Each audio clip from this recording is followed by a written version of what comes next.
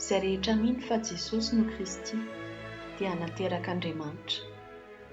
Ary izay rehetra tia izay niteraka dia tia izay naterany koa.